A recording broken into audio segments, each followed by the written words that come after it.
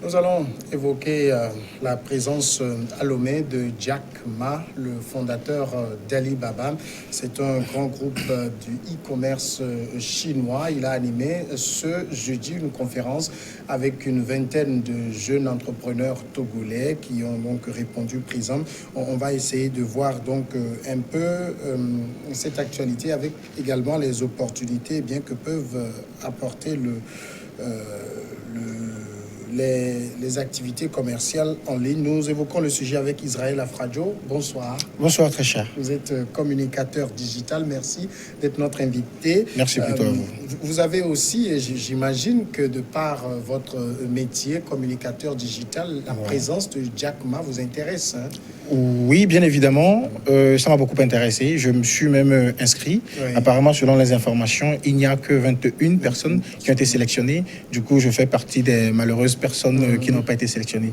Vous aurez quand même aimé y être. Oui, bien sûr. Jack Ma fait partie de l'un de ces icônes-là que nous aimions bien et qui fait référence, d'accord, au e-commerce, etc. Du coup, ça serait très intéressant de l'avoir et en face-to-face, comme on le dit, ou en présentiel avec moi, ou soit avec nous les jeunes. Donc, alors, voilà. Pour vous qui êtes dans un domaine qui est basé sur le digital, oui. Jack Ma, qui il est pour vous? Jack Ma, apparemment, nous tous, on va donner l'information que nous on a de lui sur les réseaux, etc. Soit l'histoire voilà, que nous tous, on a de lui. C'est le géant d'Alibaba, donc le fondateur, qui a tiré sa révérence déjà en mois de septembre, si je ne me trompe pas.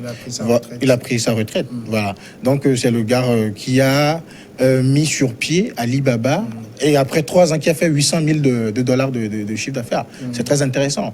Donc, c'est carrément une référence en matière de e-commerce et en matière de digital pour nous les jeunes, ou soit pour nous les jeunes entrepreneurs. Alors, le concept Alibaba, qui a permis à Jack Ma de faire fortune, comment il fonctionne, ce concept-là? Ce concept, il est très simple. Déjà, on sait qu'Alibaba n'a pas eu au préalable, si on va dire, en guillemets, une base préétablie en tech ou en e-commerce, etc. Il a été même chassé de quelques écoles. Il a été au militaria où il n'a pas été reçu. Il a été même au niveau de McDo ou McDonald's où il a été le seul qui a été rejeté, etc. Il est revenu en Chine où il a monté Alibaba, donc, qui était une plateforme de vente où ses collaborateurs, soit ses associés, devaient s'inscrire pour vendre et reverser une part à son entreprise. Donc, pour avoir une certification bien établie en matière de vente. Voilà. C'est une méthode, hein, cette méthode-là que vous expliquez, c'est quelque chose qui peut être implémenté dans nos pays ici? C'est bien vrai, et qui est déjà là. Aujourd'hui, il y a le tintamarre du e-commerce qui est en train de prendre son envol, etc. C'est-à-dire c'est bien installé. Seulement que ça ne prend pas comme ça doit prendre, à mon humble avis. Voilà. Et moi, je suivais le Facebook Live de Jack Ma aujourd'hui. Et l'un des points sur lesquels il est revenu, c'est qu'au moment où il lançait Alibaba, on ne pouvait pas véritablement dire que la Chine était véritablement pénétrée par Internet. Bien sûr. Il a misé un peu dans l'incertitude. C'est la même chose pour nos continents aujourd'hui. Mais quand vous observez, vous pensez que c'est quelque chose qui a de l'avenir?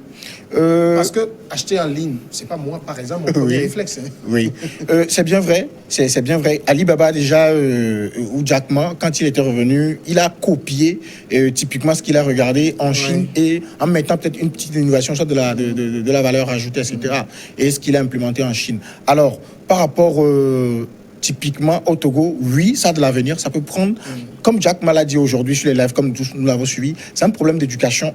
Je pense au niveau du Togo que je maîtrise ou au niveau de l'Afrique. C'est un problème d'éducation. Alors, l'Afrique a été le dernier continent qui a rejoint la fête parlant de l'Internet, tout ça d'aujourd'hui, du village planétaire qui est Internet, d'accord? Alors, ça a de l'avenir, oui, ça doit prendre, mais il y a un problème d'éducation. Aujourd'hui, le domaine était mal versé, c'est-à-dire les gens mal parlaient et puis les gens subissent au préalable, soit précédemment, si on prend le cas le cas du Cameroun, du Nigeria ou de la Côte d'Ivoire, de la e-arnaque, où il y a eu voilà, donc il y a eu cette malversation qui a fait aujourd'hui que, combiné à l'éducation qu'on n'a pas reçue de la technologie, de l'Internet, etc., que l'on n'est pas aussi prêt à débourser de l'argent pour acheter ce que peut-être il ne voit pas dans un magasin, ou soit quelqu'un qui est derrière une ligne et dire que je suis en train d'acheter, etc. Voilà. Alors, finalement, lui, Jack Ma, il a basé son activité sur la vente en ligne. Oui. Mais aujourd'hui, au-delà de ça, on sait que Internet peut aider à beaucoup d'autres choses, n'est-ce pas? Bien sûr, beaucoup d'autres choses. Internet, aujourd'hui, regorge de plein de profits, etc. Aujourd'hui, les meilleures rencontres, etc., sont en train de prendre, comme la France. Oui. Aujourd'hui, en France, c'est très rare, carrément, de voir quelqu'un qui, peut-être, prend le numéro d'une fille en chemin. Il y a les sites de rencontres. Donc, ça, c'est le côté social même de l'Internet, etc. Aujourd'hui, il y a des formations. Je gère carrément quelque chose de 2 à 3 groupes. WhatsApp déjà, la messagerie instantanée la plus utilisée au monde, et sur lesquels les gens suivent des formations, je veux dire, etc. Et voilà, aujourd'hui, il y a la e-commerce carrément, ou le e-commerce aujourd'hui qui est en train de prendre. Je connais beaucoup de personnes, beaucoup de jeunes qui usent de l'Internet pour vendre. Oui. Voilà, donc il y a plein de choses. Aujourd'hui même, sur le plan éducatif, les gens sont en train de mettre en place des applications, des sites web, etc., éducatifs. C'est-à-dire, l'on peut aller chercher des épreuves, on peut parler de zone 1, etc. Voilà.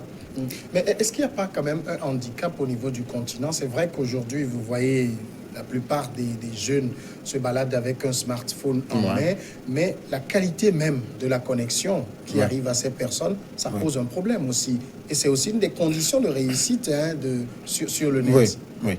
La qualité de la connexion, je vais un peu vexer les gens parce que le Togolais pense que la connexion n'est pas aussi bonne que ça.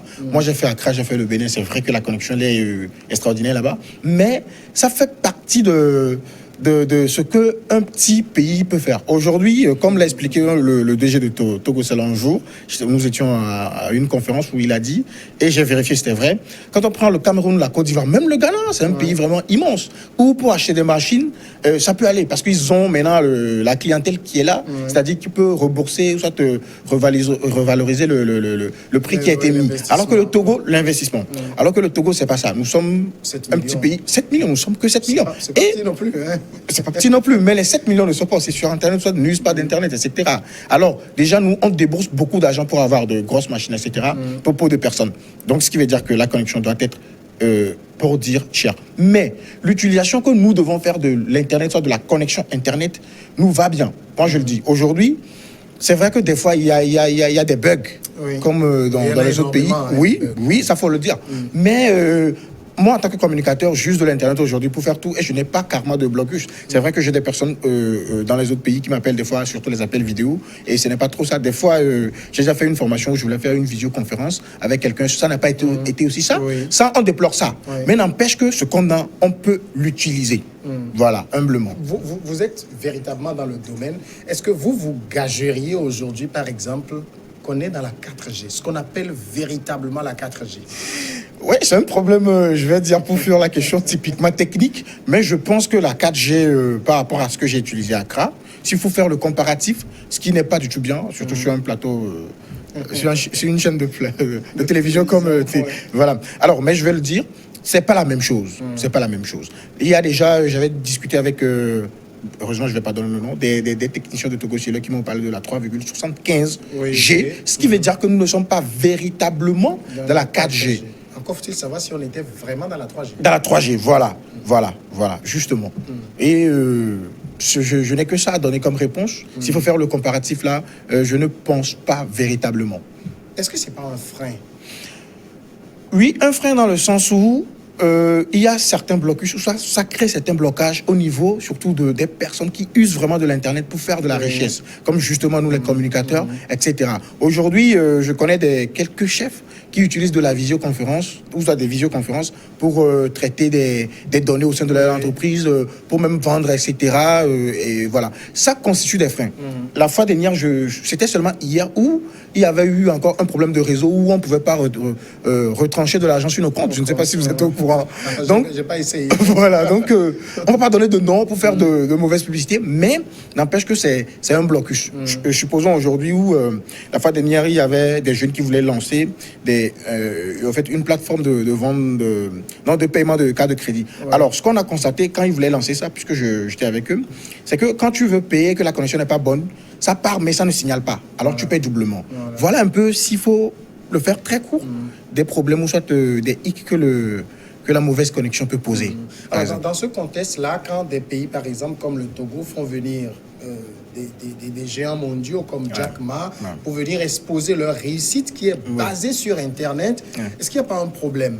La réussite de ces personnes est basée sur Internet. L'Internet que nous avons, moi j'ai écouté Jack Ma, il a dit il faut travailler sur la qualité d'Internet.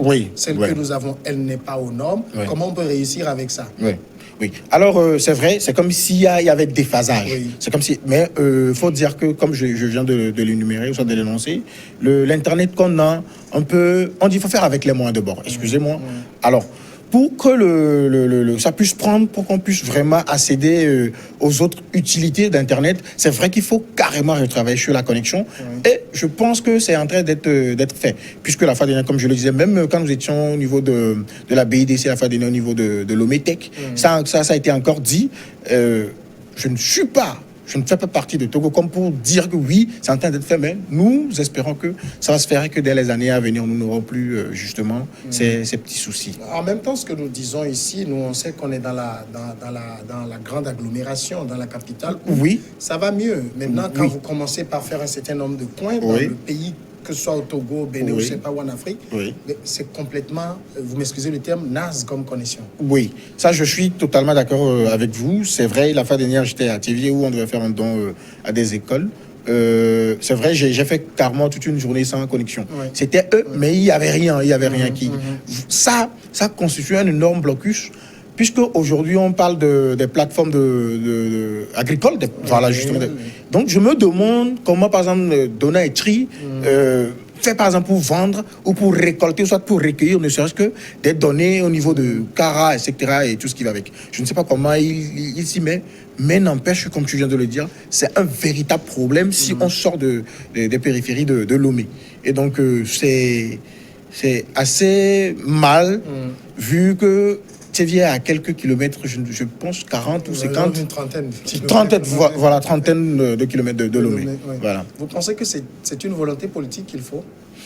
Oui, ça faut le dire. Il faut une volonté politique. Aujourd'hui, comme Jack Ma vient de le faire et de mettre le point sur la revisite au fait de la connexion Internet, ça, il faut vraiment une volonté au niveau des décisions politiques pour le faire. Alors, ils doivent comprendre déjà que l'éducation d'Internet aujourd'hui, soit l'éducation du digital, fait partie de nous. Aujourd'hui, on ne peut plus parler, surtout si on veut voir les opportunités qu'offre Internet, elle est moins chère, etc. C'est normal que l'on dise fait que le gouvernement doit décider aujourd'hui à faire quelque chose. Donc oui, c'est un problème de la volonté politique.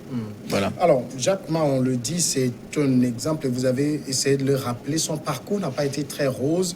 Il s'est fait virer combien de fois des jobs, même pour entrer dans certaines universités. Il était parfois même la dernière personne et puis on dit, bon, c'est fini, on ne veut plus de vous. Tout ça, quelles leçons, vous, jeunes, vous pouvez en tirer, par exemple? Alors, comme je le disais tout de suite avec Gilles, ce qu'il faut tirer, c'est que c'est d'être déterminé, d'être persévérant. Ça, c'est très important. Surtout les cieux aujourd'hui, il faut reconnaître que Jack Ma est un self-made man. Voilà. Et aujourd'hui, comme les Américains l'aiment le dire, on aime tout ça.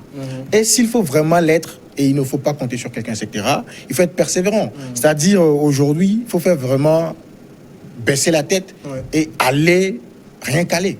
Donc, du coup, aujourd'hui, on retient que, surtout pour nos jeunes entrepreneurs, soit nous, jeunes entrepreneurs aujourd'hui, surtout togolais, l'écosystème n'est pas aussi favorable que ça.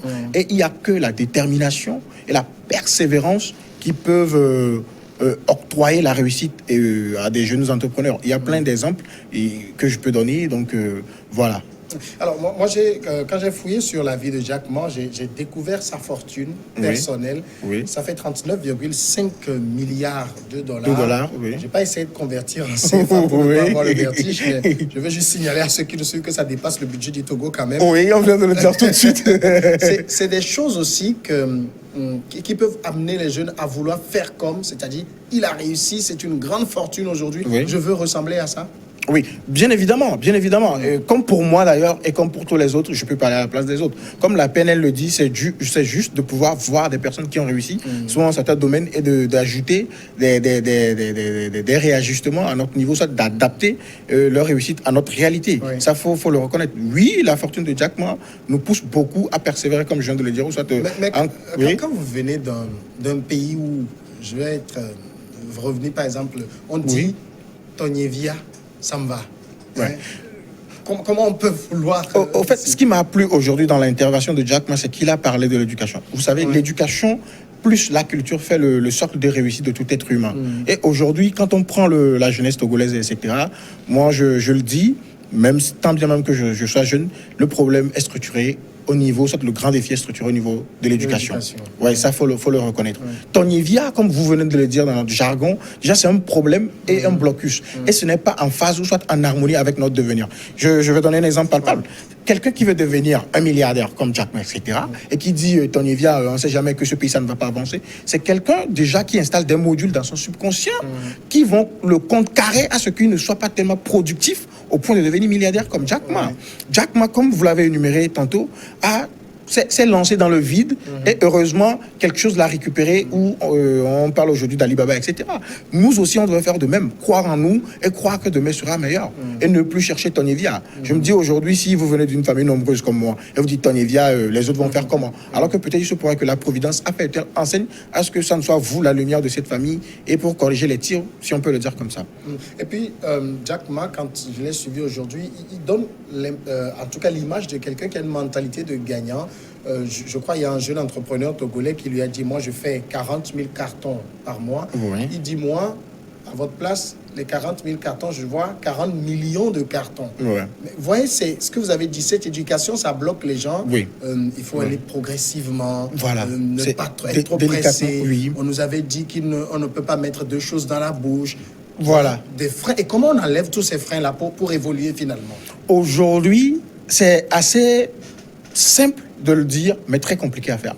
La meilleure manière, comme avec une maison, nous essayons de le faire aujourd'hui, la maison de la promotion de la culture et de l'éducation pour l'épanouissement des jeunes, la MPC2EJ, ce qu'il faut savoir, c'est la sensibilisation et la conscientisation. La sensibilisation pour toucher la personne, la conscientisation pour toucher l'âme et le cœur de la personne. Ce qui fera le changement total de cette personne-là. Aujourd'hui, c'est vrai qu'il y a une génération déjà qui est perdue. On va parler de nos prédécesseurs qui n'y croient plus tellement, etc. Et l'on vise toujours l'extérieur, etc. On ne va plus parler de ça.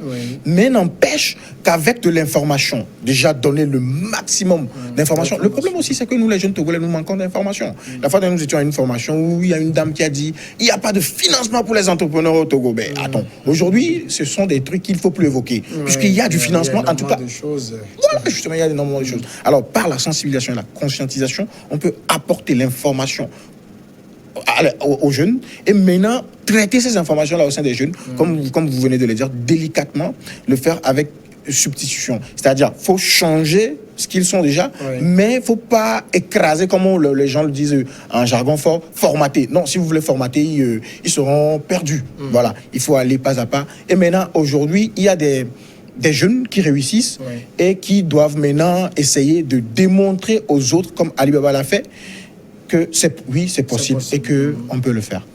En même temps, il y a aussi ce modèle de réussite qu'on voit dans ces multimilliardaires où on se dit, ils ont forcément dû, par exemple, écraser des gens pour monter au sommet.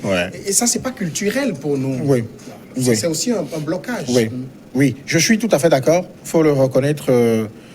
Pour être milliardaire ou soit pour réussir, etc., faut vraiment... forcément, vous avez dû marcher sur quelqu'un. Faut marcher sur des gens, mais en termes vraiment séductifs, faut vraiment fermer les yeux. C'est-à-dire, il y aura plein de choses qui vont arriver, mais si vous voulez prendre tout votre temps pour vraiment ressasser ça, etc., vous n'allez pas évoluer. Donc, comme vous l'avez dit, il faut vraiment marcher sur les gens. Le Togolais n'a pas véritablement encore compris cela. Mais ça fait partie aussi de l'éducation aujourd'hui que nous sommes décidés, non seulement à recevoir, parce que c'est preuve de réussite, mais aussi à donner. Donc, ça fait partie déjà de ce que j'ai dit. Et il faut véritablement une grosse sensibilisation et conscientisation au sein de cette jeunesse-là. Comme vous l'avez dit, il y a des termes même, je pense, qu'on doit bannir et qui va le dire, doit payer des amendes. Aujourd'hui, c'est pas possible qu'un jeune Togolais qui est au Togo, qui réside au Togo et qui peut faire plein de choses, disent que Douyama, Inkobero, Douamlignon et Domoulou, non. Ce sont des jargons, ce sont des termes qu'il faut balayer, qu'il faut écraser et qu'il ne faut plus du tout sortir. Alors, il a aussi donné, et ça on l'évoquait tout à l'heure en off, 4 E pour le développement de l'Afrique. Oui. Et le premier, je pense, c'est l'entrepreneuriat dont il a parlé. Oui. Ouais. C'est vrai, aujourd'hui, c'est un nouveau concept, tout le monde dit entrepreneuriat, mais à la base, ça ne commence pas. L'éducation, l'instruction, j'allais dire, ça ne prend pas en compte cette dimension-là. On forme encore des gens qui veulent écrire « Demain, j'ai l'honneur pour être recruté ». On n'est pas sorti de l'ornière. Hein? Oui, justement.